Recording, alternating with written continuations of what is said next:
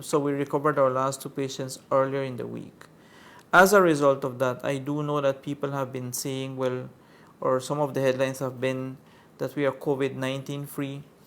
And while that may be true to a certain extent next week, once we have completed our 28-day cycle, we really don't want to use that term because we feel that it can be misleading for the public. I think we are starting to have a sense of people starting to let their guard down, which is one of the reasons why I'm here before we go into a Mother's Day weekend. And we cannot really afford to do that. We cannot isolate the fact that even though we may have contained this initial first wave with the 18 patients that we have had, we are really seeing with the curve that's in Mexico, the curve that is in Guatemala, the cases in Honduras and the cases in the US, and the amount of people actually dying in these countries, particularly Mexico and the US, the numbers can be very staggering.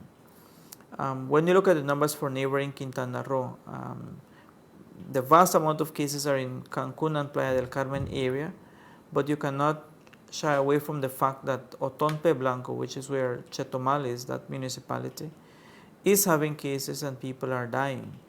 And they are just starting to pick up their numbers.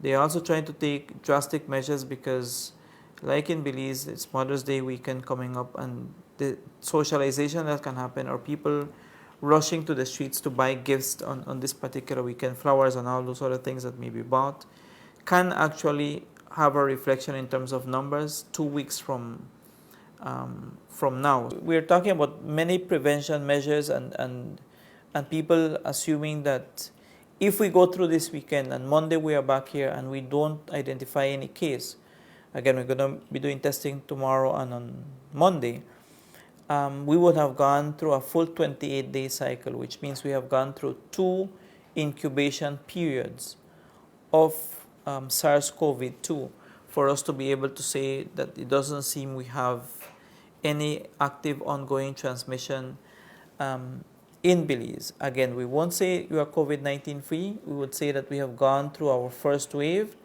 and we will more than likely be having further waves as we move along for sure. Because you will note what's happening all around us. So it's not going to be a question of if, but when we get a second or a third wave.